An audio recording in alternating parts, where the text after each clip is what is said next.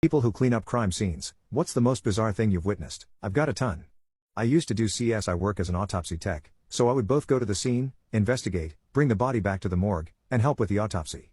Anyways, this person unalived their spouse, and stuffed the body into a fridge, and buried it in the woods.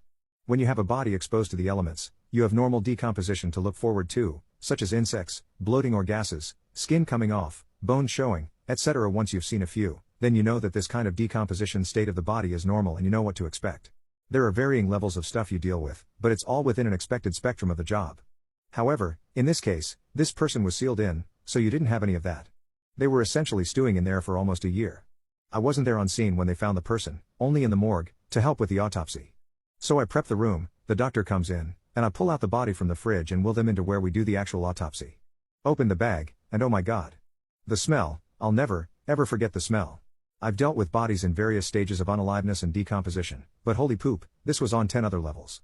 Now the morgue has HVAC, air filters and fresheners, and all that, but they weren't effective at all for the smell. It was so bad I gagged and almost threw up in my mask. The doctor was struggling too, as he double-backed and almost looked like they were gonna faint. It was the purest, worst, most concentrated, extremely pungent ammonia smell you could think of. I had never smelled anything like that in my career at that point. If wine ages well and is better with time, this ammonia smell did the exact opposite, and it was somewhere worse than anything you could think of. The smell stuck to us too, on our skin, for about a week no matter how hard I scrubbed. I can still smell it if I think about it. The texture of the body didn't help either. It was so slippery and wet that flecks of the ammonia fluid splashed onto my skin. It was the worst autopsy of my life. It took about 3 hours because we kept having to take breaks and it was a difficult body to work on due to how fragile it was.